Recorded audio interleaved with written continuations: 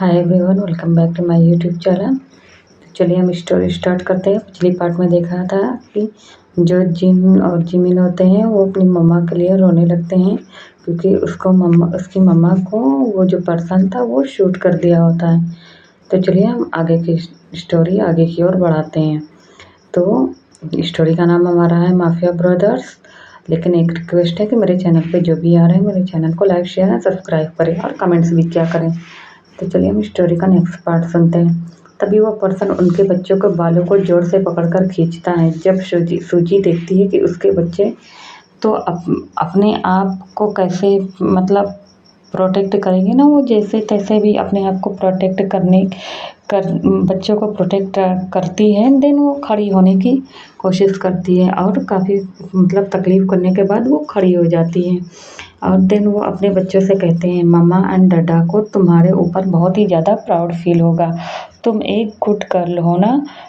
तो वो अपनी रुहासी आवाज़ में जो सूजी होती है अपने बच्चों को बोल रही होती, तो अपनी सिस्टर का ध्यान रखना। और इतना कह कर ना बगल में ही एक खाई होती है। वो लोग जिस रास्ते पर रहते हैं ना वो रास्ता बहुत ही ज़्यादा पतला रहता है, तो उधर एक खाई रहती है। तो वो उस पर्सन को लेकर खुद ही उस खाई में डायरेक्ट ले जाके मतलब कूद जाती है कि वो पर्सन उसके बच्चों को हार्म ना करने पाए। अब उसके बच्चे जब जिन और जिमिन देखते हैं कि उसकी मम्मा अब सब मतलब उस वो वर्ल्ड को छोड़कर जा चुकी हैं, तब जिन देखती है तो वो सब लोग इधर मतलब देखती है तो वो रोने लगते हैं। और मतलब जो सारे पर्सन थे वो डिवाइड हो चुके थे, इधर उधर जा चुके थे। लेकिन वो एक ही इंसान था, मिस एन का एक ही पर्सन था जो इन लोग को देख लिया था। वो उन लोग को इन्फॉर्म नहीं कर पाता, डायरेक्ट इसके पीछे आ जाता है। तो लोग जब गोली की आवाज़ सुनते हैं फायरिंग की, तो वो लोग इधर ही आ जाते हैं। तो जब जिन देखती है कि मतलब वो सारे पर्सन इधर ही आ रहे हैं, तो वो जिमिन का हाथ पकड़ती है और उसे ना सामने रोड दिखाई दे रहा था तो उसको अपनी ओर खींचती है। तभी दोनों बहनें भाग कर किसी तरह मतलब रोड पर चली जाती, बट उन्हें क्या पता था। तभी वो लोग वहाँ रोड पर भी आ जाते हैं और दोनों को पकड़ लेते हैं। उनमें से एक पर्सन कहता है, मिस्टर एन अब हम इन दोनों का क्या करें। तो मिस्टर एन कहता है, क्या करेंगे, तुम्हें तो पता है ना कि हम लोग क्या करते हैं। तभी सारे हंसने लगते हैं और कहते हैं, बॉस इससे तो हमें काफ़ी पैसे मिलेंगे। और इतना कहकर वो लोग अपनी फैक्ट्री में लाकर उन बच्चों को छोड़ देते हैं। तो उनमें से कहते हैं, बॉस क्या हमें इन दोनों को बांध देना चाहिए। तो पर्सन कहता है कि हाँ क्यों नहीं। और इतना कहकर उन दोनों को बांध देते हैं। अब ऐसा बांधते हैं ना कि एक का मुँह एक तरफ दूसरी का मुँह दूसरी तरफ। कहना कि मतलब है कि दोनों की जो पीठ होती है पीछे से मतलब ज्वाइंट ऐसे हाथों को बांध दिए होते, एक सामने की तरफ तो एक ईस्ट की तरफ दूसरा वेस्ट की तरफ ऐसे देख रही होती है। उन लोगों का हाथ ऐसे बांधा जाता है। अब दिन वो लोग वहाँ से कुछ लोग वहाँ से चले जाते हैं मिस्टर एन के पर्सन, और कुछ वहाँ पे रह जाते हैं उन लोग की रखवाली करने के लिए। वो दोनों बेचारी लड़कियाँ रोती रहती हैं। दिन रोने के बाद वो लोग ऐसे चुपचाप इतनी ज़्यादा सहम गई होती हैं कि वो लोग ना रोना स्टार्ट कर देती हैं। अब काफ़ी रात हो गई होती है, तो जो मिस्टर एन के कुछ पर्सन होते हैं वो लोग खाना खाते हैं और काफ़ी रात हो चुकी होती है। तो वो लोग को ना थोड़ी देर के लिए ना ऐसे आँख लग जाती है, नींद आ जाती है। जब जिन देखती है कि वो लोग सो गए हैं, तो वो जिमिन को इशारा करती है कि क्या तुम इस रोप को खोलने का ट्राई करोगी। तो जिमिन कहती है पर उसे भूख लगी है, वो नहीं खोल पाएगी। तो जिन कहती है, अगर हम लोग इस रोप को नहीं खोलेंगे तो मॉम डैड के जैसे हमें भी मार डालेंगे। तो जिमिन कहती है ओके, और इतना कहकर ना वो उस रोप को खोलने का ट्राई करते हैं। फाइनली वो जो गांठ होती है ना वो ज़्यादा टाइट नहीं थी, वो मतलब खुल जाती है। और अब वो एक दूसरे का हाथ पकड़कर धीरे धीरे डोर को ओपन करती हैं। देन वहाँ से भाग जाता है। तभी उनमें से एक पर्सन की आँख खुलती है और वो देखता है कि वो दोनों लड़कियाँ वहाँ पर नहीं है। तो वो सबको उठाता है और कहता है कि ढूंढे उन्हें, और सब लोग उन्हें ढूंढने लगते हैं, बट वो दोनों लड़कियाँ उन्हें नहीं मिलती। और इधर बारिश भी बहुत तेज होने लगती है। दोनों लड़कियाँ जो होती है ना वो भागते भागते एक कचरे के डिब्बे में यानी डस्टबिन में जाकर छिप जाती है। पर जो जिमिन होती है वो हाइट में छोटी होती है, तो जिन उसे ना उसी कचरे में डस्टबिन में छुपा देती है और वो ना अपने आप को हाइड करने के लिए दूसरी जगह ढूंढ रही होती है। और जिन मतलब बहुत ट्राई करती है कि वो उस मतलब डस्टबिन में चली जाए, मतलब किसी तरह अपने आप को छिपा ले, लेकिन वो नहीं छिपा नहीं पाती। वो इधर-उधर देखती, तभी वहाँ से एक पर्सन के गुज़रने की मतलब वो जैसे होता नहीं है आहट साउंड्स होती है, तो उसे लगता है कि वो लोग उसी की तलाश में हैं। तो ना वो जाकर ऐसे एक पेड़ के पीछे छिप जाती है। तभी वो जो पर्सन वहाँ पे जा रहा होता है वो कोई और नहीं होता है, जे-हूक होता है। तो वो वहाँ से निकल जा रहा होता है, क्योंकि रात का जो टाइम था वो काफ़ी ज़्यादा टाइम हो चुके थे। तभी वहाँ पे कुछ जो पर्सन होते हैं मिस्टर एन के, वो दौड़े-दौड़े आते हैं और कहते हैं कि हे, क्या तुमने इन दोनों छोटी लड़कियों को देखा है? तो जो जे-हूक रहता है वो काफ़ी ज़्यादा ड्रिंक करा होता है, लेकिन फिर भी उसे समझ में आ जाता है कि ये लोग अच्छे इंसान नहीं हैं, तो वो कह देता है नहीं। तभी वहाँ पे जो सारे पर्सन होते हैं वो लोग मतलब दूसरी तरफ चले जाते हैं, कहते हैं कि चलो ढूँढो उन लोग को, इससे ज़्यादा कि और आगे निकल जाए। तभी जे-होप जैसे ही जाता, लेकिन उसे पेड़ के पीछे से ही मतलब गिरने की आहट होती है। जो जिन थी वो बारिश में इतनी ज़्यादा भीग गई होती और इतना थक गई होती है दौड़ते-दौड़ते ना, कि वो बेहोश हो जाती। तो जब जे-होप देखता है कि मतलब वो अरे पेड़ के पीछे से कोई चीज़ गिरने की आवाज़ आई है, तो वो उस तरफ देखता है। तो जब देखता है तो एक वहाँ पे एक मतलब छोटी बच्ची रहती है जो तुरंत बेहोश हो जाती। तो जेहूक क्या करता है, उस लड़की को उठाता है और तुरंत उसे लेकर वहाँ से लेकर चला जाता है कि इससे पहले वो लोग उसे वहाँ पर पकड़े। देन यहाँ पे जो जिमिन होती है वो कचरे के बाहर से निकलती है, और जब देखती है कि जिन अभी तक नहीं आई है, तो वो धीरे-धीरे ना कचरे के बाहर से निकलती है उस डस्टबिन से, और ना वो दूसरी साइड जाने लगती है। तभी वहाँ पे एक मतलब कार गुज़रती है।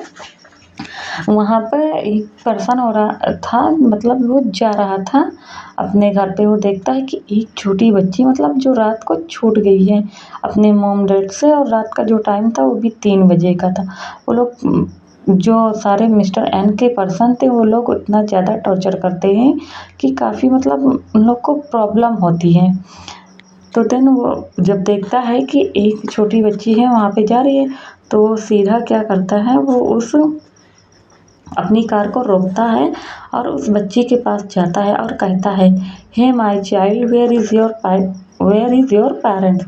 तो वो बच्ची कहती है, मेरे मॉम एंड डैड को उन बैड्स अंकल ने मार दिया है, तो अब उनके मॉम एंड डैड्स नहीं हैं, तो एंड मुझे मेरी सिस्टर भी नहीं मिल रही है। और इतना कहकर ना वो रोने लगती है, और रोते रहते वो भी वहीं पे बेहोश हो जाती है, क्योंकि उसको भी ना फ़ीवर आ गया होता है। तभी जो पर्सन था वो मिस्टर डिसूज़ा होता है। वो जब देखता है कि वो छोटी बच्ची बेहोश हो चुकी है और उसके मॉम डैड नहीं है, तो वो तुरंत उसको गोद में उठाता है। देन अपनी गाड़ी में लिटाता है और अपनी कार को एक ऑर्फिन में लाकर रोकता है। जो मिस्टर डिसूज़ा थे वो एक फादर थे और वो एक ऑर्फिन चलाते थे। मतलब ऑर्फिन को वहाँ पे जो अनाथ बच्चे रहते हैं, छोटे बच्चे रहते हैं, जिनके माँ बाप नहीं रहते, पेरेंट्स छोड़ जाते, तो वो ऐसे मतलब बच्चे को राइज़ करते थे। तो वो सीधा अंदर आते हैं, फिर अपने डॉक्टर को बुलवाते हैं। तो डॉक्टर उसे चेक करता है और कहता है कि ठीक है, बस काफ़ी डर गई है और कोई प्रॉब्लम नहीं है। उधर जे-होप भी क्या करता है कि जिन को अपने घर में लाता है और देन उसके फोrehead पर पट्टी करता है। उसे भी काफ़ी फीवर्स आ गए थे। तो वो उसके बाद वो उसके क्लॉथ्स को चेंज करता है और अच्छे से मतलब उसे कंबल से टक करके वो उसको सुला देता है, देन खुद भी सोने चला जाता है। अब जो जिन थी ना, उसको इतनी ज़्यादा फ़ीवर था ना कि वो फ़ीवर की वजह से वो जब सुबह उठती है ना, तो उसको मतलब कुछ याद नहीं रहता, वो भूल गई होती है। और इधर जो जिमिन होती है वो सुबह उठती तो है, लेकिन उसको सब याद रहता है। लेकिन इतना ज़्यादा वो बच्ची डर जाती है कि उसको ना कुछ समझ में नहीं आता। कुछ बच्चे होते हैं कि जो डर के सहम जाते हैं, एकदम बोलते नहीं। तो जिमिन हमारी ऐसी थी, वो एकदम डर के सहम गई थी। और जिमिन जो थी वो हमारी बहुत ही ज़्यादा छोटी थी एकदम। तो वो एकदम डर के सहम जाती है, लेकिन वो किसी को कुछ बोलती नहीं है, ना ज़्यादा बात करती, ना किसी के साथ खेलते। वहीं ऑर्फन में सारे बच्चे हैं जो उसके साथ खेलना चाहते हैं, लेकिन वो ज़्यादा किसी के साथ खेलते नहीं। अब ये दोनों बहनें अलग-अलग हो जाती हैं। उधर जे-होप जो होता है वो जिन की परवरिश करता है, जो मिस्टर डिसूज़ा होते हैं ये जिमिन की करती हैं। अब धीरे-धीरे ये जो दोनों लड़कियाँ होती हैं ना, वो बड़ी हो जाती हैं। बड़ी हो जाती हैं। तभी हम देखते हैं कि जो मिस्टर एन होता है वो भी मतलब अपने पर्सन को बोलता है कि इतने दिन हो गए हैं वो उन लड़कियों को क्यों नहीं ढूंढ पा रहा है। अगर उसको मतलब कोई बात हो गई, अगर वो पुलिस स्टेशन चली गई, अगर उसके खिलाफ कंप्लेन हो गया तो वो अपने मतलब गार्ड्स को बोलता है छोड़ेगा नहीं। तो उसके गार्ड्स कहते हैं कि बॉस हम लोग पूरा कोशिश कर रहे हैं, इतने दिन हो गए वो लोग पुलिस आई भी तो नहीं है। और इतना कहकर वो लोग बहुत ढूंढने की कोशिश करते हैं, बट जो दोनों लड़कियां थी वो दोनों नहीं मिलती हैं। और इधर जो मिस्टर एन होता है वो जिमिन की वो मॉम डैड की कंपनी को वो भी अपने पास कर लेता है इलीगल तरीके से। और देन जो कमिश्नर था उसको भी वो लोग, जो कमिश्नर थे उसको भी डरा धमका के जान गया था कि मतलब ये लोग माफिया से बिलोंग करते, तो वो कमिश्नर भी बेचारा कुछ नहीं कर पाता। देन वो भी उन लोग का साथ दे देता है। तो अब हम प्रेजेंट टाइम में देखते हैं। तो गाइस ये हमारा फ्लैशबैक चल रहा था। तो अब हम प्रेजेंट टाइम में, तो जिमिन के जो पेरेंट्स थे वो उनकी मतलब डेथ इस तरह हुई थी जो कि जिमिन भूल गई थी। अब जो जिमिन होती है ना उसकी आंखों में इतना ज़्यादा आंसू होता है कि वो रो रही होती। तभी शुगा आके कहता है तो मिस पार्क आपकी बहन कहाँ है बता दे, वो उसे जाने देगा वरना वो एंड उसकी कंपनी दोनों ही नहीं रहेंगे। तो जिमिन कहती है उसे सब कुछ पता था बट वह अपनी बहन को जान नहीं पाई क्योंकि इतने साल बीत गए थे, इसी वजह से वो अपनी बहन को जान नहीं पाई। मुझे लगा कि जिन को भी उन सब लोगों ने मार दिया है, वो शुगा से कहती है। तभी शुगा कहता है नहीं मिस पार्क, उसको मिस्टर जेहूक ने बचा लिया था और अब वह बता दे कि उसकी सिस्टर ने उन सब को कहाँ भेजा है। मतलब जो शुगा होता है वो बता देता है कि जिन बच गई होती हैं, तो अब वो उसको बता दे कि वो मतलब जिनको कहाँ छुपा के रखे हैं। तभी जो जिमिन होती है वो अपने मन में कहती है कि अगर मैंने बता दिया कि मेरी बहन कहाँ है तो मतलब तुम लोग अब उसे नहीं छोड़ोगे और उसे मार डालोगे। तो जिन कहती है नहीं पता है। अब जो शुगा था वो कहता है ओके। उसको इतना तेज गुस्सा आया होता है ना, वो सीधा ना अपना नाइफ उठाता मिस्टर किम हाजी के ना मतलब नेक पे ही वो नाइफ ने तुरंत घुसेड़ देता है, देन जिससे उसका जो गला होता है वो कट जाता है। वो किम हाजे को इतना ब्रूटली तरीके से मारता है कि वो वहीं पे मतलब उसकी तड़प तड़प कर वहीं पे उसकी डेथ हो जाती है। जब जिमिन ये देखती है ना तो डर के मारे कांपने लगती है। तभी नामरा कहती है कि उसे सच में नहीं पता, प्लीज़ उसे जाने दे।